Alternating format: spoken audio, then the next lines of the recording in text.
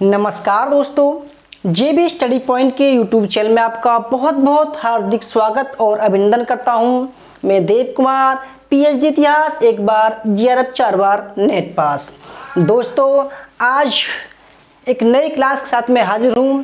Practice set number 295, ठीक है। UGC net history का दोस्तों जो स्टैंडर्ड होता है ना, आज की क्लास में आपको देखने को मिलेगा, ठीक है। अगर आज की क्लास आपने पूरी देख ली ना, आज हमारे आप कोर्स के बारे में जान जाएंगे, क्या हमारा कोर्स का कंटेंट होता है, ठीक है। दोस्तों, तैयारी जीत की करके दिखाना है हमारा स्लोगन है अब, ठीक है। तो दोस्तों आइए आगे बढ़ते हैं। अगर आपने हमारा चैनल सब्सक्राइब नहीं किया है तो प्लीज़ सब्सक्राइब कर लीजिएगा। उसके पास में जो बेल आइकन है उसको प्रेस कीजिएगा, जिससे कि आने वाली नई वीडियो का नोटिफिकेशन पहले मिल सके। वीडियो को लाइक और शेयर जरूर कीजिएगा, ठीक है। दोस्तों देखो, मैं गारंटी से कहता हूं कि भाई अगर आपको यूजीसी नेट हिस्ट्री का ऐसा कंटेंट मिल जाए तो गारंटी दे रहा हूं मैं, ठीक है। तो देखो, अगर आपको कोर्स ज्वाइन करना है, केवल कल 20 नवंबर तक का टाइम है आपको, ठीक है। 50% का ऑफ है। उसके बाद में दोस्तों हम कभी भी जो है 6 महीना तक जो है ऑफर नहीं देंगे, ठीक है। तो 50% का डिस्काउंट है 6 महीने के कोर्स में। तो जल्दी से, अगर आपको लगता है कि भाई कंटेंट क्या होगा हमारा, तो इस क्लास में आपको कंटेंट देखने को मिलेगा, ठीक है। कैसे करना है, आपको जेबी स्टडी पॉइंट का ऐप डाउनलोड करना है। तो आइए दोस्तों, देखो ये मेरी पुस्तक है कुछ आपके सामने, भारतीय इतिहास की, प्राचीन भारत का इतिहास और मध्यकालीन भारत का इतिहास। और देखो भाई, अभी मैं जो है मॉडर्न जो प्रैक्टिस सेट पर काम कर रहा हूँ, जल्द ही आपके सामने प्रस्तुत होगी। दोस्तों, बच्चों की सुविधा के लिए, आप लोगों की सुविधा के लिए हमने देखो हर एक 15 दिन में एक ऑल इंडिया टेस्ट प्रतियोगिता शुरू करने का विचार बनाया है, ठीक है। ये तीसरा पार्ट है, उसमें इनाम भी है। देखो, हमारा उद्देश्य केवल एग्जाम पास करवाना है, ठीक है, ताकि आपको उस लेवल तक बना दें जो लेवल एग्जाम का होता है। देखो दोस्तों, 100 सवाल होंगे, उसकी पीडीएफ भी आपको फ्री मिलेगी, ठीक है, टेस्ट के बाद में आंसर की के रूप में। देखो, जो बच्चा 60%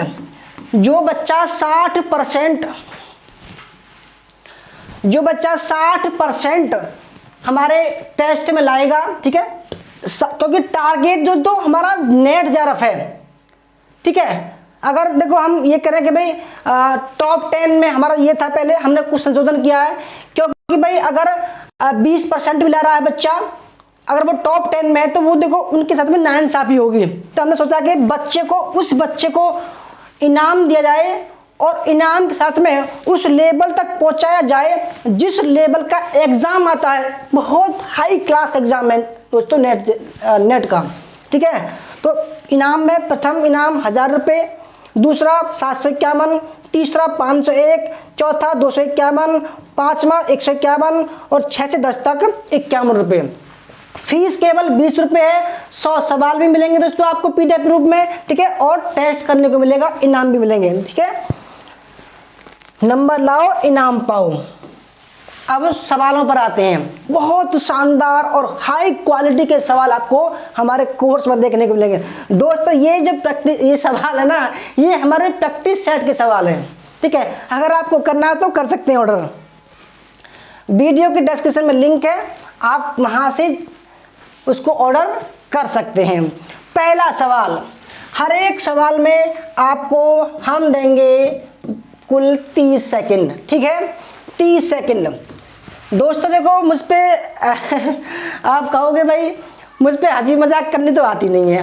क्लास में बहुत सारे टीचर, बहुत सम्मानित टीचर हैं, विकास दिव्य कीर्ति जी हैं, खान सर जी हैं, ओझा सर हैं, बड़े अच्छे पढ़ाते हैं। देखो मुझ पे तो उनसे सीख रहा हूँ मैं भी, ठीक है, सीख जाऊँगा जल्दी।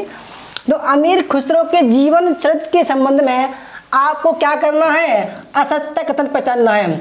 यही दोस्तों जो स्टैंडर्ड है ना आपके एग्जाम में आएगा, और यही स्टैंडर्ड हमारे टेस्ट में होगा। ठीक है, हम चाहते हैं बिल्कुल क्रीम बच्चों को ऊपर लें। ठीक है, देखो जो मेहनत करता है ना उसको इनाम भी मिलना चाहिए, ऐसा ना हो वैसे ही 10% पाया उसको भी इनाम दे दिया, ऐसा नहीं दोस्तों। किसी के साथ में पक्षपात नहीं होगा, चाहे हमारे कोर्स का हो चाहे बाहर का हो, कोई भी उसमें पार्टिसिपेट कर सकता है, सर्टिफिकेट मिलेगा आपको। पहला बहुत ही शानदार सवाल है दोस्तों, और देखो आपको इसमें 30 सेकंड मिलेंगे। कितने सेकंड? 30 सेकंड मिलेंगे आपको कमेंट करने के लिए। कमेंट कीजिए, बहुत ही शानदार सवाल है। सबका स्वागत है, पुष्पा जी, मीना जी, शिवा जी, रितिका जी, ठीक है, और लोकेश बौद्ध जी, आदर्श कुमार जी, सबका स्वागत है, अभिनंदन है। ठीक है, शिवाजी, सोनिया लोहिया जी, वैशाली चावला जी, सुमन जी, ठीक है, सबका स्वागत, अभिनंदन है दोस्तों। ठीक है, सबके नाम तो मैं नहीं ले सकता, ठीक है, देखो क्योंकि हमारे पास में सुविधा नहीं है, अभी जल्दी आएगा, कैमरा भी आएगा दोस्तों आपकी, बस आप जुड़े रहिए, सब काम आसान हो जाएगा। तो देखो पहला सवाल, ऐसा निचोड़ निकालूंगा भाई मैं आपके लिए, क्या आप कहोगे भाई यही कंटेंट है, वाकई में ही। देखो असत्य कथन पे चलना है, ऐसे सवाल आते हैं और घुमाता है आपको आयोग। कैसे घुमाता है? देखो अमीर खुसरो, सबसे पहले हम अमीर खुसरो के बारे में जान लेता है, ये कौन था। ठीक है, अगर देखो दोस्तों जन्म की बात करें, जन्म कहाँ हुआ था? 1253 ईस्वी में उत्तर प्रदेश के एटा जिले के पटियाली गांव में हुआ था, पटियाली गांव में हुआ था। ठीक है, जान लिया? ठीक है दोस्तों, ठीक है, और ये समय कौन से सुल्तान का था? बलबन के शासनकाल में इसका जन्म हुआ था। उसका मूल नाम मोहम्मद अबुल हसन था, बिल्कुल राइट है। ठीक है, उसका मूल नाम मोहम्मद अबुल हसन था। उसकी माता एक भारतीय ब्रजवासी थी। ठीक है, ये ठीक है, मतलब ये असत्य नहीं है। दूसरा, अलाउद्दीन किसली खां मलिक छज्जू खुसरो का प्रथम आश्रयदाता था, बिल्कुल राइट है, यानी कि इसने जो है इसको आश्रय दिया। और अगर देखो एक सवाल यहाँ एक और बनता है कि भाई अमीर खुसरो का किसके काल में, कहते हैं ना भाई साहित्य का चरमोत्कर्ष था, शुरुआत हुई इसके काल में बड़ी अच्छी तरीके से, तो वो कौन था दोस्तों? शहजादा मोहम्मद था, याद रखिएगा, शहजादा मोहम्मद था, बलबन का बेटा। तो दूसरा भी ठीक है। तीसरा, उसने 8 सुल्तानों का कार्यकाल देखा। ठीक है, तथा स्वयं 6 सुल्तानों के अंतर्गत शाही सेवा में रहे थे, बिल्कुल ठीक है, कोई भी डाउट नहीं है। अगर देखो दोस्तों उसकी मृत्यु की बात करें कि भाई मृत्यु कब हुई थी, तो देखो ये निजामुद्दीन औलिया के शिष्य थे, तो सही एक दिन बाद 1325 में निजामुद्दीन औलिया जी के मृत्यु के एक दिन बाद इन्होंने भी, ठीक है, गुरु के समकक्ष जो है अपने प्राण त्याग दिए। ठीक है, 1325 में। चौथा, वे मलेकुल नुदमा नदीमों का बादशाह तुर्कुल्ला निजामुद्दीन औलिया ने उपाधि दी थी। ठीक है, तोता हिंद, ठीक है, ये इनकी कुछ उपाधियां थी। ठीक है, ये नदीमों का बादशाह। ठीक है दोस्तों, यहाँ तक कोई डाउट नहीं है। उसके बाद में अलाउद्दीन खिलजी का समय उनके साहित्यिक सृजन का सबसे उर्वरक काल था। देखो यही गलत है, क्योंकि भाई मैंने बताया कि देखो अलाउद्दीन खिलजी नहीं, शहजादा मोहम्मद। देखो आप कहोगे टाइम लगा रहा हूं, दोस्तों अगर यहां आपने टाइम दिया तो एग्जाम आपके नजदीक होगा, बहुत पास में आ जाएगा, क्योंकि देखो मैं आपको ऐसे समझाऊंगा जैसे कहते हैं निचोड़, एकदम निचोड़ पढ़ाऊंगा मैं आपको। ठीक है, चाहे समय लग जाए। 4 सवाल हैं दोस्तों, अगर इसमें से एक भी ऑप्शन आ गया ना तो आप आराम से कर दोगे। देखो इतना कुछ मैं पढ़ा दूंगा। अगर बात करें अमीर खुसरो की, तो दोस्तों इन्होंने कुछ बहुत सारी पुस्तकों का, ग्रंथों का निर्माण किया, जिनमें अगर बात करें हम, सबसे पहले थी किरान उस सादेन। एक सवाल जरूर आता है, किरान उस सादेन सबसे पहले थी ये, ठीक है, कब? 1289 में, ठीक है दोस्तों। उसके बाद में अगर हम बात करें कि भाई देखो इनकी थी आशिका, आशिका ये 1318 में, सॉरी 1315 में, नूसिफिर 1318 में, तुगलकनामा अंतिम थी, तुगलकनामा, ठीक है, ये 1325 में। ये क्रम आपके एग्जाम में आया था, इसको भी ध्यान से देख लीजिएगा, ठीक है। तो कौन सा गलत है? ऑप्शन नंबर ई गलत है। बहुत ही बढ़िया सवाल है, एकदम बेहतरीन सवाल है ये। दूसरा सवाल देखते हैं, क्वेश्चन नंबर दूसरा। आप एग्जाम दोस्तों आंसर दीजिए, बहुत ही शानदार लेवल का सवाल है। पहले आप आंसर दीजिए, तब मैं आपको जो है आंसर बताऊंगा, क्योंकि देखो आपको भी समय मिलना चाहिए कि भाई सवालों का लेवल जो है अच्छा है, आप भी जो है थोड़ा दिमाग लगाइए। उसके बाद में मैं तो दूंगा ही। सवाल है, वत्स से संबंधित कथन सही है। वत्स क्या था? सबसे पहले जान लेते हैं दोस्तों वत्स क्या था, ठीक है। देखो अगर बात करें महाजनपद काल की, ठीक है, तो देखो महाजनपद काल लगभग 600 ईसा पूर्व से लेकर 184 ईसा पूर्व तक चलता है, ठीक है, यानी कि मौर्य साम्राज्य के पतन तक चलता है। उसके बाद में क्या हुआ? क्षेत्रीय राज्यों का विकास हुआ, विदेशी आक्रमणकारियों का आगमन हुआ भारत में। तो देखो अगर बात करें भारत में कितने महाजनपद थे? 16 महाजनपद थे, 16 महाजनपद,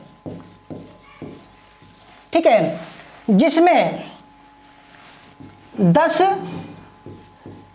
गंगा घाटी में थे, ठीक है, और 6 बाहर थे, ठीक है। इनमें से दोस्तों अगर बात करें, देखो 14 राजतंत्रात्मक थे और 2 गणतंत्र थे, ठीक है, गणतंत्रात्मक। अगर वत्स की बात करें तो इसकी राजधानी थी कौशाम्बी। क्या थी? कौशाम्बी। मैंने एक ट्रिक बनाई थी, अंचमगीरा काबागंत, ठीक है, अंचमगीरा काबागंत। देखो इसके बारे में जान लेते हैं। ये गंगा नदी के किनारे स्थित था, ठीक है, कौशाम्बी उत्तर प्रदेश में है ये। तो पहला ऑप्शन देखते हैं, ठीक है दोस्तों। पहला ऑप्शन है आपका कि विष्णु पुराण,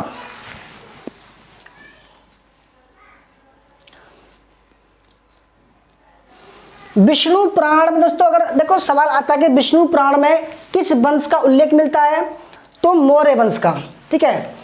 विष्णु पुराण राजा निचक्षु ने हस्तिनापुर के गंगा में बह जाने के बाद कौशाम्बी को राजधानी बनाया था। बिल्कुल राइट आंसर है, कई बार एग्जाम में आ चुका है, ठीक है। ये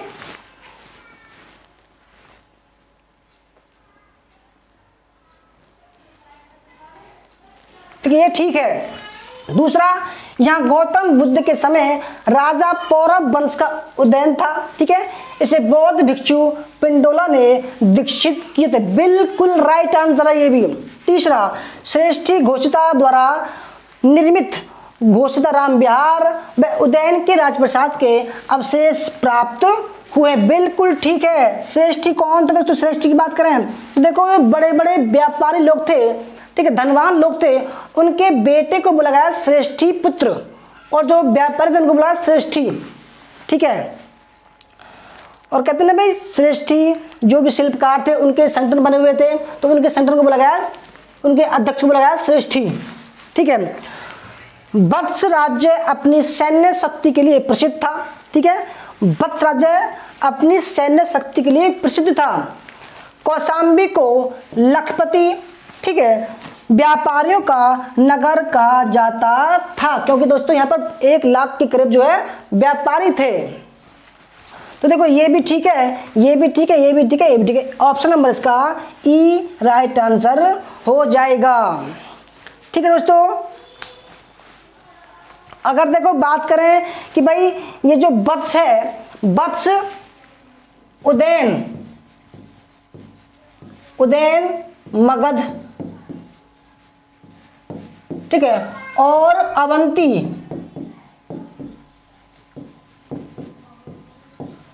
के बीच सुलहकार, यानी कि कोई झगड़ा होता था मगध और अवंती के बीच में, तो जो वत्स था वो सुलह करवाता था, सुलहकार की भूमिका निभाता था। ठीक है, सुलहकार की भूमिका दोस्तों निभाता था। यहाँ तक ठीक है। तो देखो इतने सारे फैक्ट एक ही चीज में बताए मैंने आपको। ठीक है, तो ऑप्शन नंबर इसका ई राइट आंसर हो जाएगा। क्वेश्चन नंबर 3, बिंबिसार के बारे में असत्य चुनिए। कितना बढ़िया सवाल। देखो मैंने पहले ही कहा था कि भाई जो पूरी क्लास को देखेंगे उन्हें कुछ जरूर हासिल होगा। ठीक है, हमारा कंटेंट पता चलेगा कि भाई कैसा कंटेंट है हमारा। देखो थोड़ा समय जरूर लग रहा है, मगर सवाल का लेवल देखिए। अगर देखो मैं यही बता दूं कि भाई ये ठीक है इसका, तो उसका कोई औचित्य नहीं बनता। दोस्तों मैं अगर उसके बारे में आपको सब चीज समझाऊं तो देखो वो आपके फायदे में रहेगा। ठीक है, कोई नुकसान में नहीं रहेगा आपका।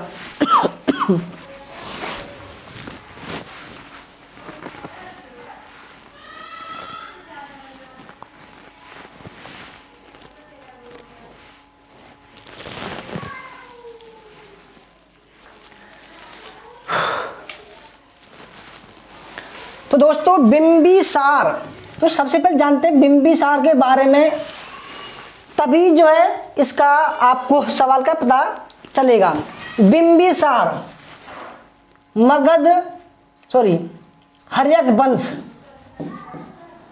हर्यक वंश का था। ठीक है, और इसने जो है ये मगध राज्य का संस्थापक था। ठीक है, बिंबिसार। अगर हर्यक वंश की बात करें तो 544 से लेकर 444 ईस्वी पूर्व तक, ठीक है, इसका समय था। अगर बिंबिसार की बात करें तो इसका समय 544 ईसा पूर्व से लेकर 492 ईसा पूर्व था। ठीक है, क्या दिखाई दे रहा है या नहीं दिखाई दे रहा है? एक बार चेक कर लूं, ऐसा ना हो भाई मैं लिखता जाऊं और आपको कुछ पता ही नहीं पड़े। तो बिंबिसार का समय 544 से 492 ईसा पूर्व, और देखो बिंबिसार को श्रवणिक कहा गया है। ठीक है, अगर हर्यक वंश की बात करें तो इसको पितृहंता वंश भी कहा गया है, क्योंकि बिंबिसार को मारकर अजात शत्रु ने सत्ता हासिल की थी, और अजात शत्रु को मारकर उदयन ने सत्ता हासिल की थी।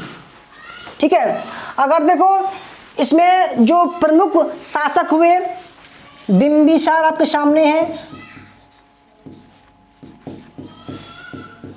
ठीक है, ये 544 से 492, उसके बाद में अजात शत्रु 492 ईसा पूर्व से लेकर 460, और उदयन, ठीक है, 460 ईसा पूर्व से लेकर 444 बीसी।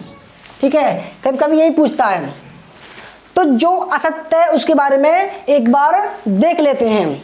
महावंश के अनुसार बिंबिसार 18 वर्ष की आयु में अंग राज्य नरेश बना था। दोस्तों देखो पहला ही गलत है, क्योंकि महावंश के अनुसार बिंबिसार जो है वो 15 वर्ष की आयु में अंग राज्य नरेश बना था। ठीक है, जिसकी राजधानी क्या थी? चंपा थी।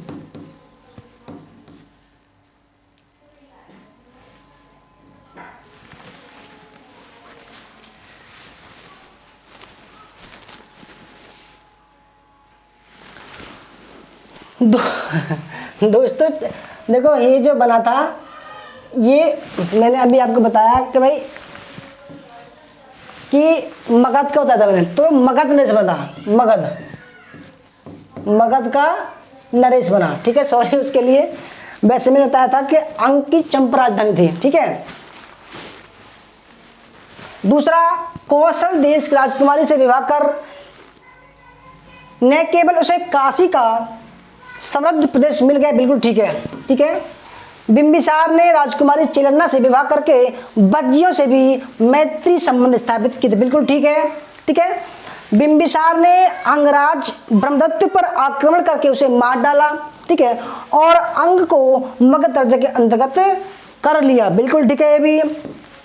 और ये भी देखो आपको बताया गया, ये भी जो गलत है वही जो है पहला ही गलत है इसका। ठीक है, क्योंकि महावंश के अनुसार बिंबिसार 15 वर्ष की आयु में मगध राज्य नरेश बना था।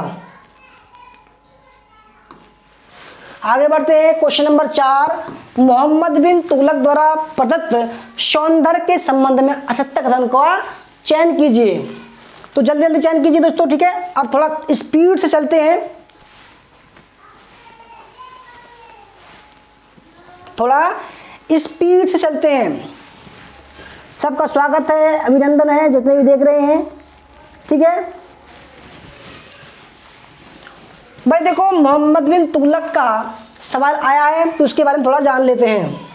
ठीक है, एमबीटी इसका नाम है, एमबीटी बोलते हैं इसको, एमबीटी। अगर इसकी काल की बात करें तो देखो इसका काल 1325 से लेकर 1451 ईस्वी, ठीक है, एडी बोलते हैं। ठीक है, था। उपनाम जौनाखा था इसका। ठीक है, इसके नाम पर जौनपुर की स्थापना की गई। अगर बात करें कि भाई इसने कुछ सुधार किए थे, जैसे कि बर्नी कहता है, बर्नी के अनुसार 1325 में दोआब में कर वृद्धि, ठीक है, 27 में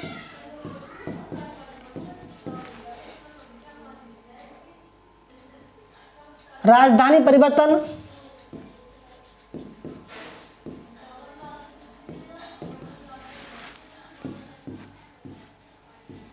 29-30 में सांकेतिक मुद्रा का चलन किया इसने, सांकेतिक,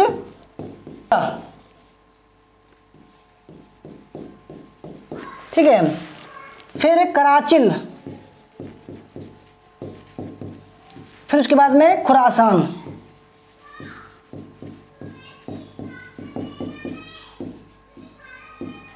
पैंतीस 36, ठीक है। ये इसके अभियान थे, बिल्कुल सिस्टमेटिक बता रहा हूं मैं।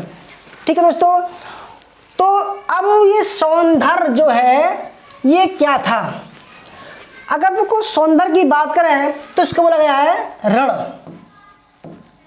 ऋण या तकावी ऋण, इसको तकावी ऋण ही बोला गया है, सौंदर्य या तकावी ऋण। ठीक है, यानी कि क्या देना, लोन देना।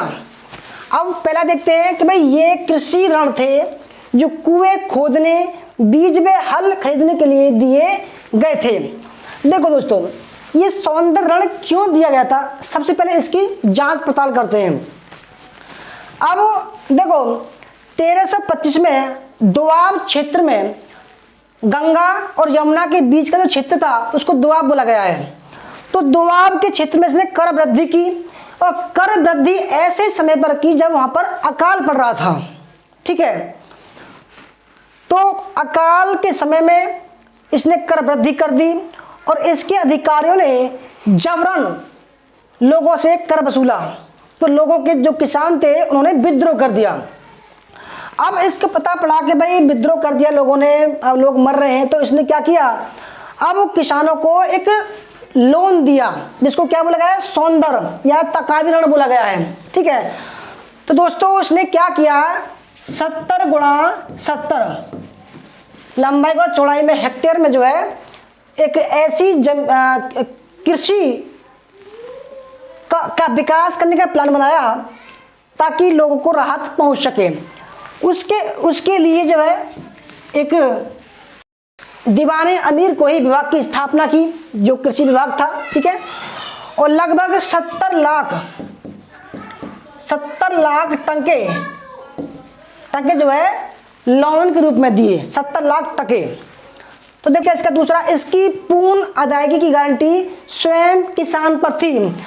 देखो ये गलत है, क्योंकि इसमें कहा गया था कि अगर किसान अकाल के समय अगर हमारा लोन वापस नहीं कर सकता तो कोई बात नहीं, उसका ऋण माफ कर दिया जाएगा। और देखो यही जो बात है वो फिरोज तुगलक ने कही थी कि जिस पर लोन था उसने उसको, जो उसकी बही थी, बही मतलब ऐसी दस्तावेज जिस पर लोन लिख रहा था कि इस पर, इस आदमी पर इतना लोन है, उसको जला दिया। ठीक है, अकाल संहिता बनाई इसने, अकाल संहिता बनाई इसने। ठीक है, तीसरा, ये दूसरा बात है, ये चौधरियों व मुकदमों के माध्यम से दिए गए जो अलग अलग किसानों को वितरण करते थे। बिल्कुल ठीक है, जो चौधरी मुकदम कौन थे? ग्राम के अधिकारी थे जो राजस्व इकट्ठा करते थे। ठीक है, इन पर कोई ब्याज देय नहीं थे। बिल्कुल ठीक है, यानी कि जो सौंदर्य ऋण था उस पर कोई भी ब्याज देय नहीं था। फिरोज तुगलक ने इन्हें माफ कर दिया। देखो मैंने बताया था अभी, फिरोज तुगलक ने सौंदर्य ऋण को माफ कर दिया, तो ये भी ठीक है। तो कौन सा गलत है? ऑप्शन नंबर बी गलत है। आगे बढ़ते हैं, क्वेश्चन नंबर 5, अशोक स्तंभों के दिल्ली स्थानांतरण के संबंध में असत्य कथन है। देखो अशोक, सबसे पहले आपको अशोक के बारे में जानना होगा कि अशोक कौन था। दोस्तों मौर्य वंश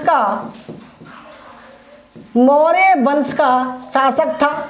ठीक है, मौर्य वंश की अगर बात करें, देखो पहले चलो आप इसको कर लीजिए, थोड़ा सा आप भी तो दिमाग लगाइए थोड़ा सा। ठीक है, थोड़ा आप दिमाग लगाइए, फिर मैं आपको इस सवाल के बारे में बताऊंगा डिटेल से।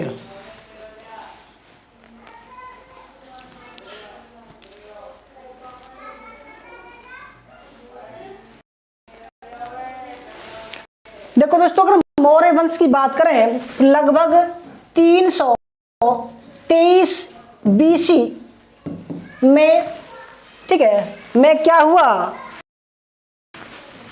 चंद्रगुप्त मौर्य ने दोस्तों मौर्य वंश की स्थापना की। कहां पर? मगध में।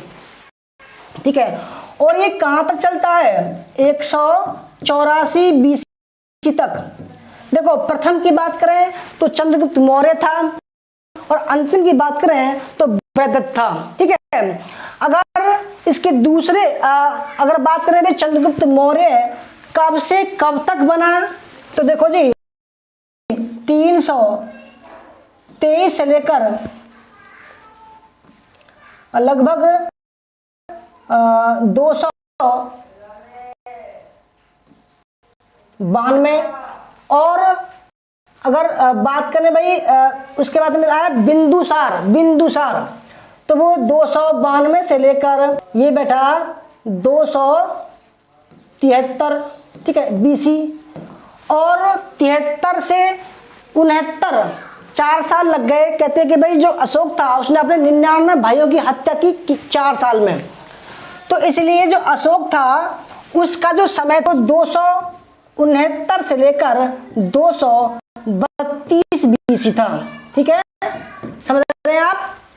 269 से लेकर 232 ईस्वी था। जितनी भी इसकी राजआज्ञाएं थी वो 269 ईसा पूर्व से लगाई जाती हैं। चाहे वो कलिंग युद्ध की बात हो, कलिंग युद्ध जो है दोस्तों इसके राज शासन से लेकर 8वें वर्ष, यानी कि देखो इस समय घटेगा क्योंकि ईसा पूर्व की बात है।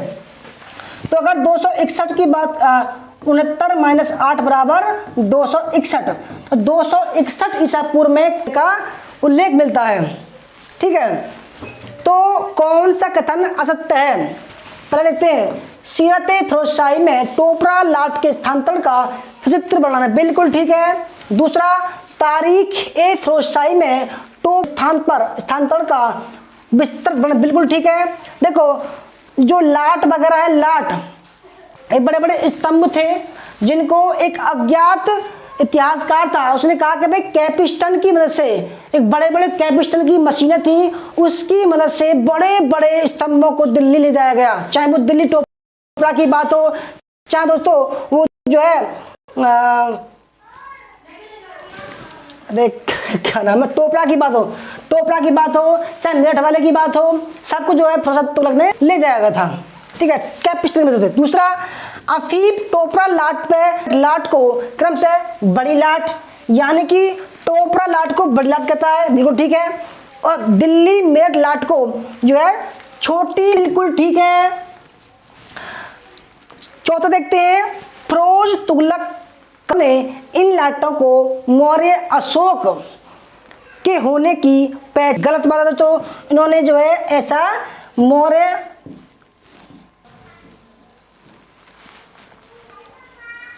ऐसी बात उन्होंने नहीं की। ठीक है, तो देखो, तो मगध साम्राज्य के विस्तार की बात करें तो यह उदय जो होता है दोस्तों, ठीक है, यानी कि डॉक्टर राय चौधरी जी कहती हैं, ये आ सकता है एग्जाम में कि भाई बिंबिसार के समय अंग विजय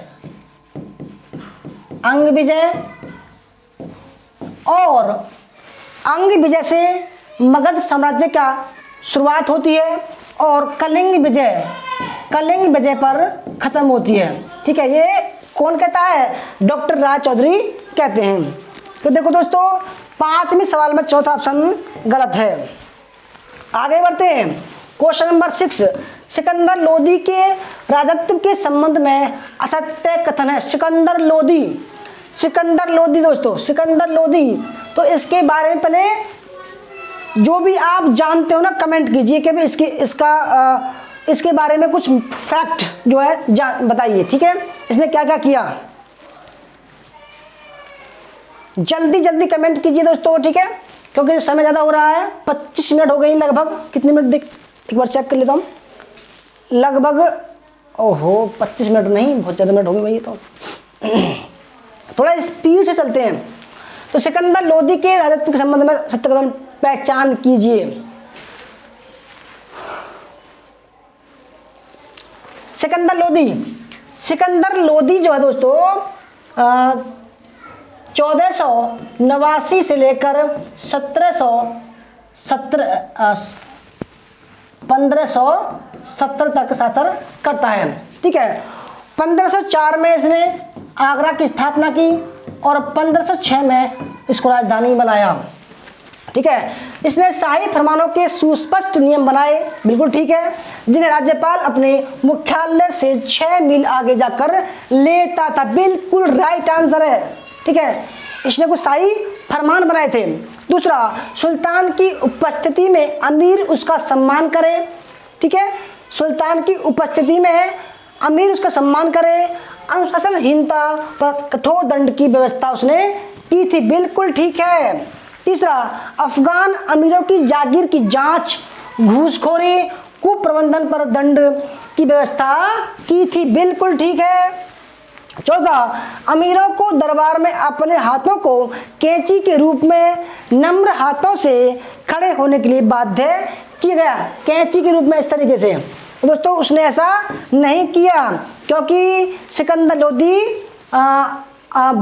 जो अफगान था, पठान था, ठीक है, वो अमीरों को दरबार में नम्र भाव से तो रखता था, परंतु कैंची के रूप में नहीं, क्योंकि वो उनका अपमान था। ठीक है, कहते हैं भाई ये इसके तो बिछावन थे, दरी वगैरह जिस पर ये सोता था, कपड़े वगैरह थे, उनको बेचकर गरीब बच्चों की, गरीब महिलाओं की शादी की जाती थी। ठीक है, तो देखो इसका जो कथन सही असत्य है वह ऑप्शन नंबर डी। आगे बढ़ते हैं, क्वेश्चन नंबर 7, सिकंदर लोदी के आर्थिक सुधारों के संबंध में असत्य कथन की पहचान कीजिए।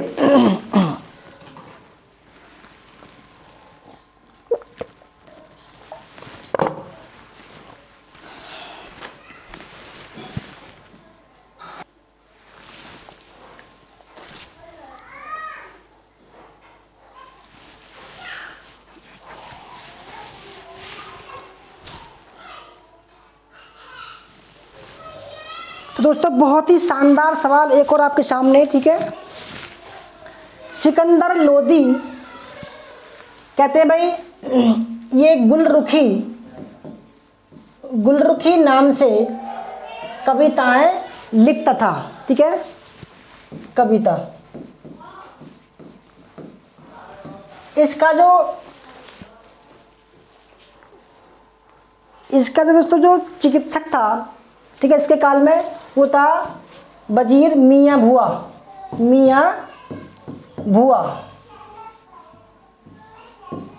जिसने तिब्ब ए सिकंदरी, ठीक है,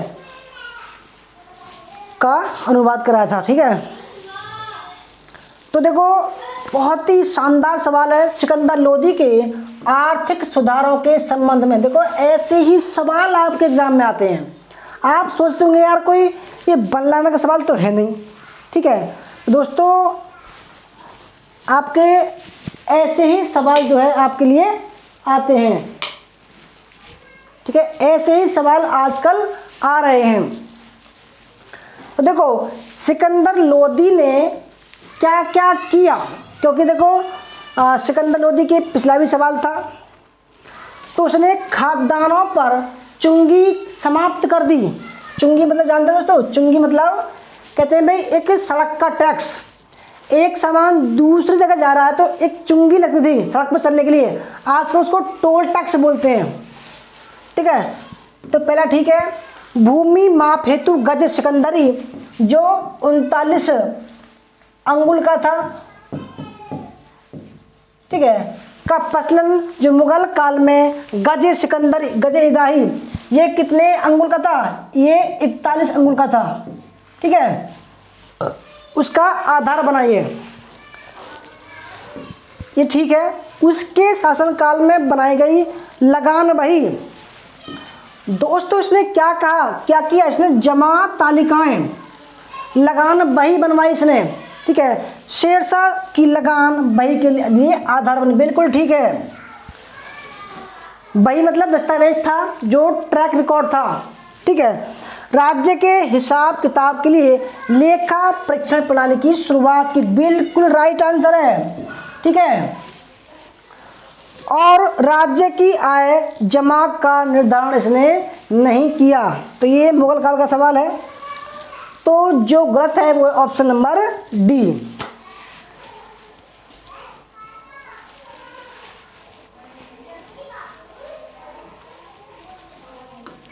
आगे बढ़ते हैं, क्वेश्चन नंबर 9, अल बरूनी के बारे में निम्नलिखित कथनों पर विचार करें। कौन सा कथन सही है? अल बरूनी,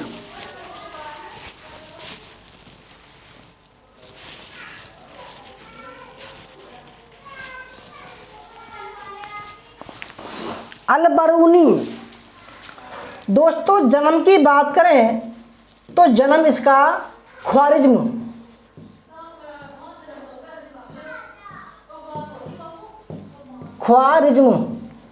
में हुआ था। ठीक है, यह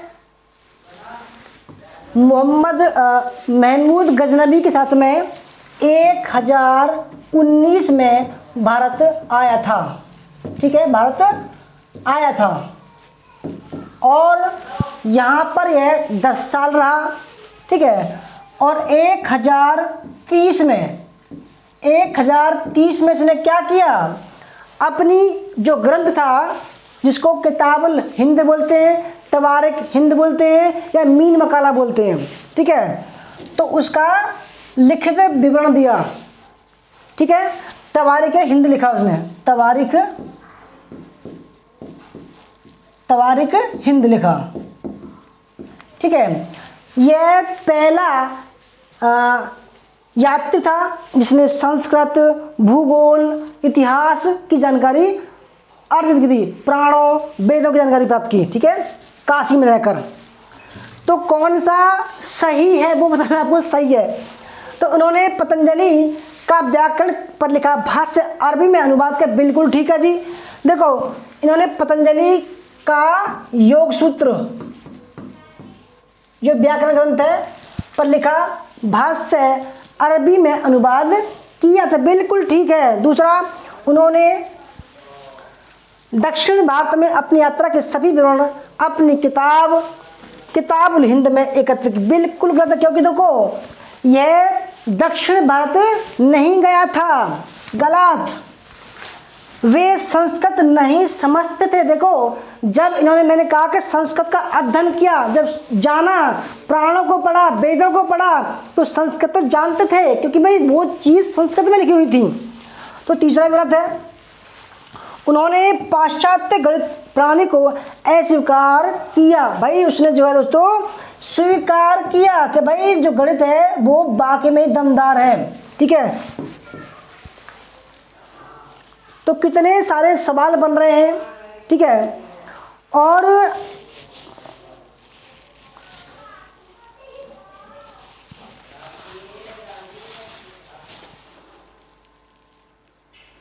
अल बरूनी, दोस्तों अल बरूनी की बात करें तो देखो ये कहता है कि भारत में 8 जनजाति हैं,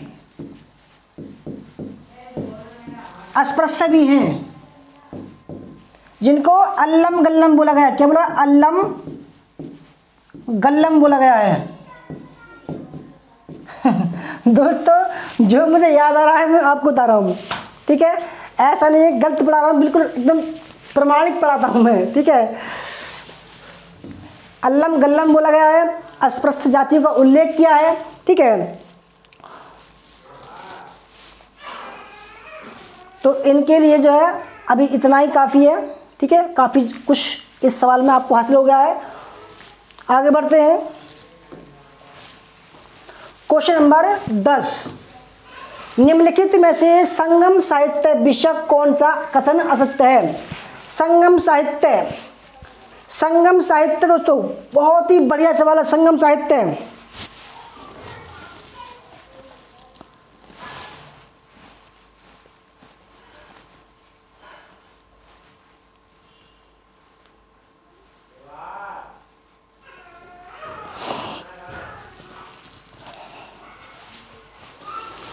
देखो दोस्तों जो संगम साहित्य है यह दक्षिण भारत में है, दक्षिण भारत में है, दक्षिण भारत में। ठीक है, संगम मतलब मिलन, यानी कि 9,990, ठीक है, 9,990 वर्ष में, ठीक है, 9,990 वर्ष में 8598 कवि, जिनमें मेल और फीमेल थी, ठीक है, ने जो है ग्रंथ लिखे थे। अगर बात करें भाई कि भाई राज्य किस राजाओं के शासनकाल में लिखा गया, तो पांड्य राज्य में राजाओं के आश्रम लिखा गया। कितने थे? 197 थे। संगम साहित्य में 5 महाकाव्य हैं, आपके एग्जाम में आता है महाकाव्य। कौन कौन से? शिल्पाधिकारम, शिल्पाधिकारम,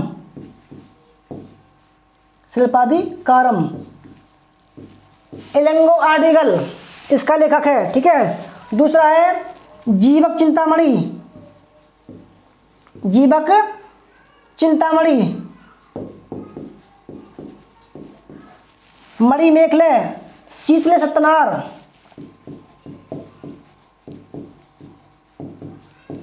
बलयपति, कुंडल केसी, कुंडन केसी, ये 5 महाकाव्य थे। ठीक है,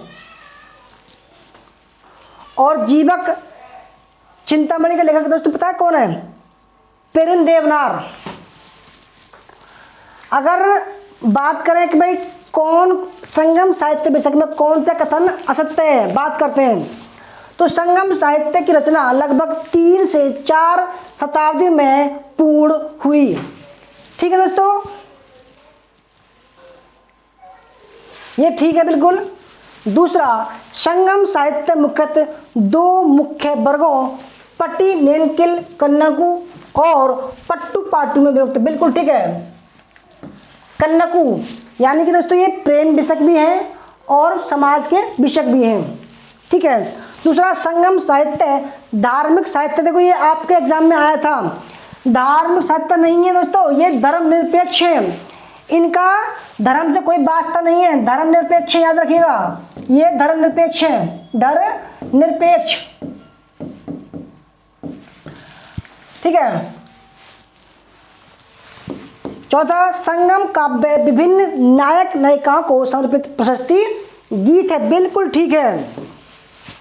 पट्टुपाट्टू, चेर जो शासक थे उनके जो प्रशस्तियां हैं उनके बारे में विवरण मिलता है पट्टुपाट्टू में। ठीक है। इलंगो अडिगल शिल्पाधिकारम का लेखक। ठीक है। करिकाल चोल शासक का महानतम शासक था। ठीक है। तो बहुत सारे सवाल हैं दोस्तों। तो देखो संगम साहित्य की बात करें, अगर इसका समय की बात करें कि संगम युग कब था, तो लगभग 300 ईसा पूर्व से लेकर लगभग 300 AD तक चलता है। ठीक है। तो इसमें कौन सा गलत है? ऑप्शन नंबर सी गलत है, यानी कि ये धर्मनिरपेक्ष ग्रंथ थे सभी।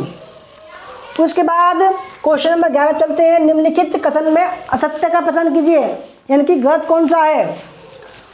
तो देखो आपको कितने समय मिल रहा है? 30 सेकंड का समय मिल रहा है आपको। जल्दी जल्दी कमेंट कीजिए दोस्तों, जल्दी जल्दी। देखते हैं भाई कितनी आपको जानकारी है। ठीक है। ऐसे ही सवाल हमारे प्रैक्टिस चार्ट में हैं, जो हमने 3 प्रतिशत बनाए हैं उसमें भी ऐसे ही सवाल हैं, उसमें से ही हमने ये प्रैक्टिस चार्ट बनाए हैं। ठीक है।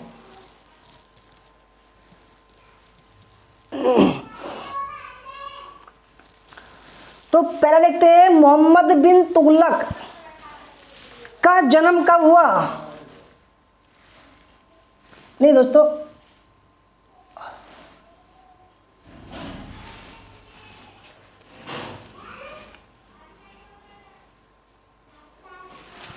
मोहम्मद बिन तुगलक की मृत्यु, देखो ये पूछ रहा असत्य कौन सा है।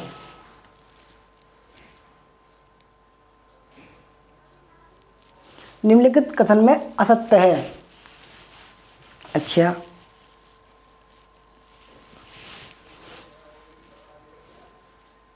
ठीक। तो मोहम्मद बिन तुगलक की मृत्यु 1351 में, बिल्कुल ठीक है। परंतु मालवा नहीं, ये ठट्टा के विद्रोह दबाते समय हुई थी। देखो ठट्टा में जो तगी था ना, तगी, उसका विद्रोह था, तगी का विद्रोह। ठीक है। और लगभग ये 20 जुलाई 1351 को इसकी मृत्यु हुई थी। तो पहला ही कहते हैं। ठीक है। दूसरा, मोहम्मद बिन तुगलक की मृत्यु के समय शिविर में नसरुद्दीन चिराग देहलवी उपस्थित थे, बिल्कुल राइट आंसर है। तीसरा, नसरुद्दीन चिराग देहलवी ने ही फिरोज तुगलक को शासन बनने में हेल्प की थी, बिल्कुल ठीक है। चौथा, तगी खां के विद्रोह को दबाते समय उसकी मृत्यु हुई थी। देखो मैंने आपको पहले ही बताया कि ठट्टा अभियान में जब तगी का विद्रोह हुआ था, तगी ने विद्रोह किया था, तो ठट्टा अभियान में उसका अभियान हुआ, तो उसी अभियान के दौरान उसकी मृत्यु हो गई थी। ठीक है। आगे बढ़ते हैं। कौन सा कथन असत्य है, यानी कि गलत है।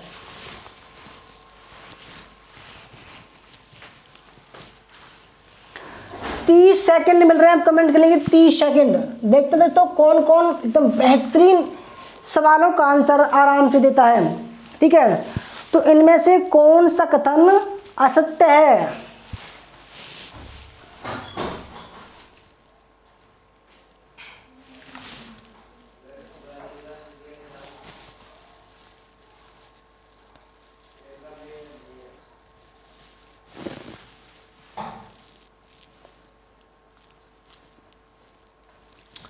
देखो पहले देखते हैं, आर्यों का मूल निवास आल्पस पर्वत के पूर्व क्षेत्र के आसपास बताया जाता है, जो वर्तमान में यूरेशिया कहलाता है। बिल्कुल ठीक है जी, इसमें कोई डाउट नहीं है। देखो बहुत से इतिहासकार ऐसे हुए जिन्होंने उसको सप्त सिंधु प्रदेश बताया, ठीक है। किसी ने कहा, और तिलक जी ने कहा कि भाई ये उत्तरी ध्रुव से हैं। तिलक जी ने उत्तरी ध्रुव से, उत्तरी ध्रुव से, ठीक है। विवेकानंद जी ने कहा तिब्बत से आए हैं, ठीक है। मैक्स मुलर ने कहा मध्य एशिया से आए हैं। दूसरा है मैक्स मुलर के अनुसार आर्यों का निवास स्थान मध्य एशिया माना गया है, जो सार्वजनिक मान आधार। बिल्कुल ठीक है, क्योंकि इसको ही हम मानते हैं। भारत में आर्य की जानकारी ऋग्वेद से मिलती है। बिल्कुल ठीक है। इस वेद में आर्य शब्द का उल्लेख 36 बार आया, तो 36 बार नहीं 36 बार आया है, 46 बार नहीं, ठीक है। तीसरा ही गलत हो जाएगा। आर्य समाज पुरुष प्रधान था, लेकिन महिलाओं की भी स्थिति अच्छी थी। बिल्कुल ठीक है। देखो दोस्तों, अगर बात करें हम, ठीक है, क्योंकि जो आर्य लोग थे वो अपने आप को श्रेष्ठ मानते थे, और ये जो आर्य संस्कृति थी वो ग्रामीण थी। ऐसे थी ग्रामीण संस्कृति में जो पुरुष था वो घर का मुखिया था, यानी कि ये पितृ प्रधान संस्कृति थी। जबकि सिंधु सभ्यता की बात करें तो सिंधु सभ्यता कैसी थी, मातृ सत्तात्मक थी, ठीक है। अगर ऋग्वेद की बात करें तो ये अपौरुषेय है, यानी कि कहते हैं कि भाई ये देवताओं ने कहा और इन्होंने सुन लिया, और लगभग तो 6 से 700 ईस्वी के आसपास इसको लिखा गया। तो देखो इनमें से कौन सा कथन असत्य है, तो कौन सा असत्य है? ऑप्शन नंबर सी सत्य है, ठीक है। 36 बार, 250 बार जन, ठीक है, 8 बार गंगा, 9 बार यमुना, ठीक है। आगे बढ़ते हैं। क्वेश्चन नंबर 13, गौतम धर्मसूत्र के संबंध में असत्य है। धर्मसूत्र दोस्तों की रचना क्यों की गई? देखो गौतम, वशिष्ठ, ठीक है, बोधायन, ये कुछ महत्वपूर्ण धर्मसूत्र रचनाकार थे, जिन्होंने जो दोस्तों ग्रंथ थे ना, ग्रंथ, उनके बारे में कुछ टीकाएं लिखी, ठीक है, टीकाएं लिखी, ताकि कि भाई इनको जो है जो संस्कृत भाषा थी उसका उन्होंने जो है कहते हैं भाई कुछ महत्वपूर्ण बातों का समाकलन किया इनमें। तो वो कहते हैं कि जो गौतम धर्मसूत्र है उसके संबंध में असत्य क्या है।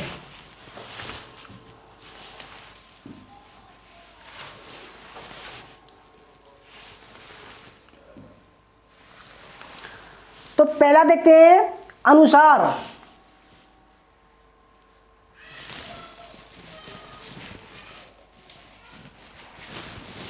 ये अनुसार में क्या है एक बार चेक कर लेते हैं भाई, ये भी गलत हो जाएगा।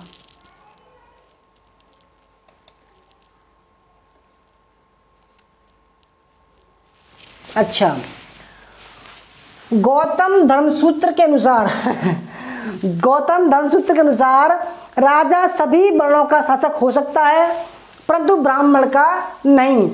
देखो ये तो दोस्तों कहा है उसने, ठीक है, क्योंकि देखो ब्राह्मण उस समय सर्वश्रेष्ठ थे और उनका समाज में स्थान ऊंचा था, तो इसलिए गौतम धर्मसूत्र का कहता है कि राजा सभी वर्णों का शासक हो सकता है, परंतु ब्राह्मण का नहीं हो सकता है। बिल्कुल ठीक है। दूसरा, इसमें करों की एक लंबी सूची मिलती है। बिल्कुल ठीक है, गौतम धर्मसूत्र में जो कर थे ना टैक्स, उसकी लंबी सूची मिलती है। तीसरा, सर्वप्रथम इसमें ही वार्ता मतलब व्यापार, वार्ता को व्यापार को शूद्र का वर्ण धर्म बताया गया है। बिल्कुल ठीक है। इसमें स्त्री के पुनर्विवाह का विधान मिलता है। दोस्तों ये गलत है, किसमें उसका उल्लेख है? पुनर्विवाह का वशिष्ठ में। वशिष्ठ धर्मसूत्र कहता है कि जो स्त्री है वो पुनर्विवाह कर सकती है। और जबकि बौधायन की बात करें तो उसमें कहा गया है कि भाई इस पुरुष के बाद में जो उनके बेटे हैं, जो स्त्री है वो पुरुष की संपत्ति का हकदार होगी। तो देखो दोस्तों, धर्मसूत्र के अनुसार जो है ऑप्शन नंबर डी गलत हो जाएगा और बाकी सब ठीक है। क्वेश्चन नंबर 14, लिच्छवी गणराज्य की प्रशासन से संदर्भित कौन सा कथन सही नहीं है? लिच्छवी दोस्तों, जो बज्जी संघ था ना, बज्जी संघ, उसमें ये प्रधान था, ये मुख्य था। ठीक है, तो आप कमेंट कीजिए, एक बार चेक कर लेता हूँ मैं। ठीक है, सही चल रही है। 55 मिनट क्लास हो गई है, 55 मिनट की। तो लिच्छवी गणराज्य, देखो दोस्तों, अगर बात करें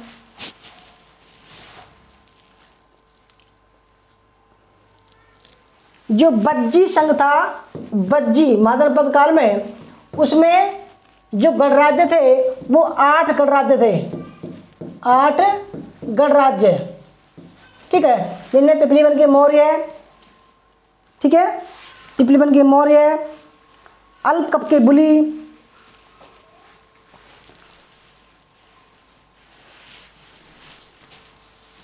वैशाली के लिच्छवी, ठीक है, रामग्राम कोलिया के रामग्राम, रामग्राम के कोलिया, मल्ल के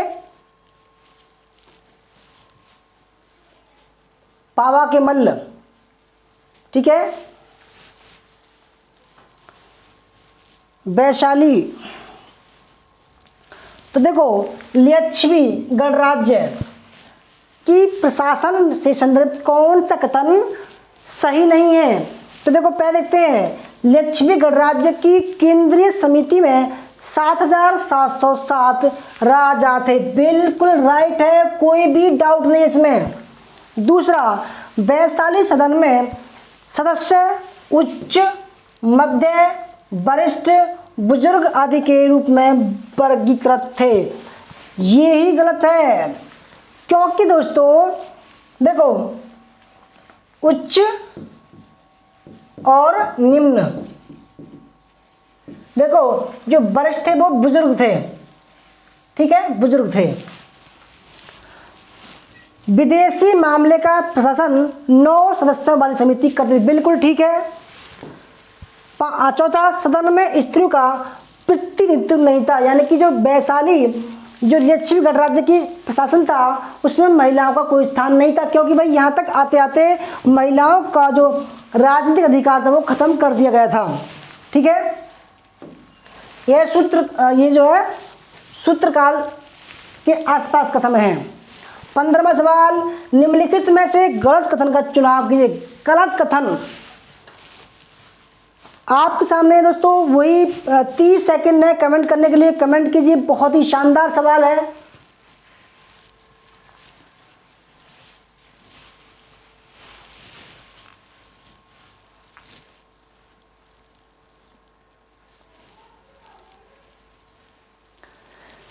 सेकंड है कमेंट करने की। देखो, ऐसा ही जो स्टैंडर्ड है आपको नेट एग्जाम में मिलेगा। ठीक है, नेट एग्जाम में मिलेगा आपको देखने के लिए। अगर आपने भाई कोर्स हमारा ज्वाइन कर लिया तो माशाल्लाह ये समझना कि ऐसे सवालों से पाला पड़ जाएगा। और दोस्तों, जिसने भी ऐसे सवालों से दो हाथ कर ली ना, वो उसका नेट जवाब कोई नहीं रोक सकता है। दोस्तों, मैंने एक वीडियो बनाई थी कि जो नेट की तैयारी कर रहा है उसमें लगन, जोश, जुनून, जज्बा सब कुछ होना चाहिए। ठीक है, ऐसा ना हो भाई किताब हाथ में है सो गए पढ़ते पढ़ते सो गए। देखो, कोचिंग ज्वाइन करने में यही फायदा है कि आप फोर्सफुली पढ़ोगे। और देखो भाई, अगर आप हमारा कोर्स ज्वाइन करोगे तो मैं तुम्हें ज़बरदस्ती पढ़ाऊँगा। ठीक है, आपका ये कि भाई हर एक 15 दिन में आपका ऑल इंडिया टेस्ट करवाऊँगा। हर एक संडे को आपका लाइव इंटरव्यू होगा पूरी यूट्यूब पर लाइव होगा, बेइज्जती होगी आपकी अगर नहीं बताओगे तो, ठीक है। डेली टेस्ट होगा आपका, डेली टेस्ट 250 सवालों का टेस्ट होगा। अभी क्लास 10 बजे समाप्त होगी तो 10 से 11 100 सवाल का टेस्ट होगा, ठीक है। 5 से 6 टेस्ट है, 6 से 5.5 जो है पेपर फर्स्ट टेस्ट है। Theory class, practice set, book भी ले सकते हो आप, नोट्स भी ले सकते हो आप। कितना मटेरियल है यार, कमाल की बात है। तो गलत का चयन करना आपको। 1910 में सरला देवी चौधरानी ने इलाहाबाद में भारतीय स्त्री महामंडल की स्थापना, पहली बैठक का संचालन किया। बिल्कुल ठीक है, वेरी वेरी मोस्ट इंपोर्टेंट है ये, ठीक है, ये आ चुका है। सरला देवी का मानना था कि महिलाओं के उत्थान के लिए काम करने वाला आदमी मनु के कवच में रहता है, ठीक है, बिल्कुल ठीक है। तीसरा, रमाबाई रानडे ने अखिल भारतीय महिला कॉन्फ्रेंस की नींव डाली थी। वेरी वेरी मोस्ट इंपोर्टेंट है, देखो या कॉन्फ्रेंस कह लीजिए, सम्मेलन कह लीजिए, 1927 पुणे में, पुणे महाराष्ट्र में, ठीक है। क्या हुआ था? Akhil Bharatiya all India women conference की स्थापना की गई मार्गरेट कजिन्स ने। किसने की गई? मार्गरेट कजिन्स ने 1927 में पुणे में इसकी नींव रखी थी। तो तीसरा गलत हो जाएगा। चौथा, आई सरस्वती ने आर्य महिला समाज की स्थापना की थी। बिल्कुल राइट है जी, कोई डाउट नहीं इसमें। तो भाई दोस्तों ईमान, देखो अगर बात करें कि भाई उल्लेखनीय सदस्य कौन कौन थे ऑल इंडिया वुमेन कॉन्फ्रेंस के, तो यह पूर्व अध्यक्ष की सूची है। महारानी बाई गायकवाड़ ये अध्यक्ष थी पहली,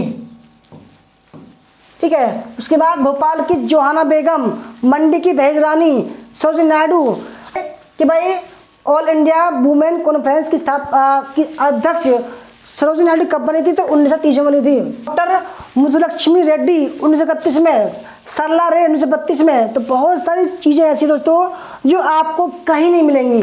बहुत कंटेंट बनाने में जी तोड़ मेहनत करता हूँ, ठीक है। वीणा कोहली है, वीणा कोहली 2013-14 से 16। भाई अगर किसी को दोस्तों हमारा कोर्स ज्वाइन करना है तो अभी केवल कल का दिन है, 20 नवंबर तक का समय है, ठीक है। आप केवल 1500 रुपये में 6 महीने का कोर्स ज्वाइन कर सकते हैं। 6 महीने का कोर्स, ठीक है, जिनमें theory class, practice set, mock test, daily test, paper 1 का कोर्स फ्री बिल्कुल, और सबकी PDF बिल्कुल फ्री पढ़ने को मिलेंगी, ठीक है। तो हमारा नंबर है 8218345167 8755475312 पर संपर्क कर सकते हैं दोस्तों, ठीक है। बुक ऑर्डर करनी हो तो वीडियो के डिस्क्रिप्शन में लिंक है, तो कर सकते हैं, ठीक है दोस्तों। वीडियो कैसी लगी? अच्छी लगी तो लाइक करना, शेयर करना, कमेंट करना। अगर भाई आपको कोई बुक ऑर्डर करनी तो कर सकते हो। अगर आपको ये 30 नवंबर को हमारा ऑल इंडिया टेस्ट है हिस्ट्री का, पार्टिसिपेट कीजिए, इनाम मिलेंगे, 60% नंबर लाने पर मिलेंगे, ठीक है। देखो इसका उद्देश्य ये है कि आप एक हाई लेवल की तैयारी कर पाएंगे। उसकी PDF भी फ्री मिलेगी, 100 सवालों की PDF बिल्कुल फ्री मिलेगी, एकदम हाई क्वालिटी के सवाल होंगे इसमें, ठीक है दोस्तों। कैसी लगी वीडियो? अच्छी लगी तो लाइक करना, शेयर करना, कमेंट करना, ठीक है। और कोर्स ऑन करना है तो संपर्क कर सकते हैं। धन्यवाद। जय हिंद, जय भारत, वंदे मातरम। मिलते हैं दोस्तों कल 9 बजे, तब तक के लिए टाटा बाय बाय।